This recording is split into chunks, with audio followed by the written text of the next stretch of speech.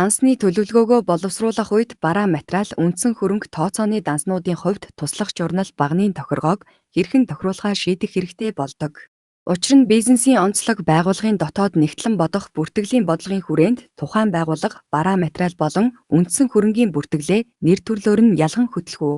Хөтөлж чадах уу эсвэл бөөн дүнгээр нь ажил гүйлгээг хөтлөх үү? Тухайн тооцооны дансны хувьд харилцагч тус бүрээр үлдэгдэл ялгаж хөтлөх үү гэдэг асуултуудад хэрхэн хариулахаас шалтгаалж энэ тохиргоог хийдэг. Товчхондоо ялгаа нь гэвэл туслахтай гэж тохируулбал харилцагч бараа хөрөнгө тус бүрээр ялган хөтөлж тус бүрийн модулаар бүртгэл хөтлөх ба тухайн туслахтай дансаар шууд журнал бичлэлд тохируулах бичлэлт хийх боломжгүй. Эсвэргээрээ туслахгүй гэж тохируулбал тус тусын модулд тухайн данс харагдахгүй бөгөөд зөвхөн журнал бичлэлт цонхонд шууд бөөн дүнгээр журнал бичлэлт хийн. Тухайн ажил гүйцэтгэлийн онцлогоос хамаарч нэг байгууллагад туслахтай, туслахгүй бараа материалын дансууд байж болно.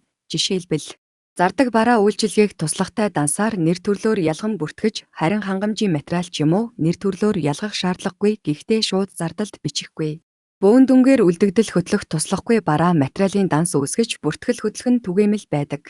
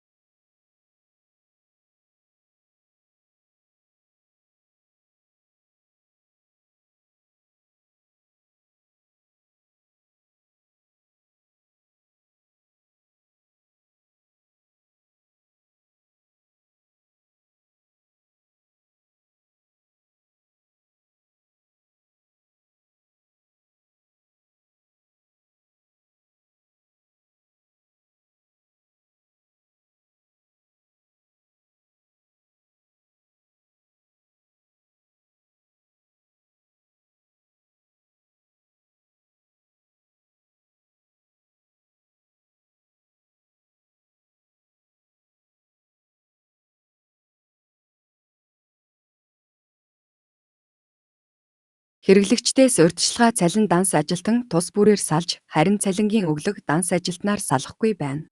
Аж ахуйн нэгжийн орлогын албан татварын өглөг, нэмүү үртгийн албан татварын өглөг, нэмүү үртгийн албан татварын авлага, данс тооцооны тайланд харагдахгүй байна. Зэрэг асуултад түгээмэл ирдэг бөгөөд энэ бүх асуултын шалтгаан нь дансны туслах журнал тохиргоотой холбоотой юм. Иймд та данс үүсгэхдээ туслах журнал тохиргоог хэрхэн үүсгэх вэ гэдгээ анхнаас нь зөв тохируулж үүсгээрэй. Танд амжилт хүсье.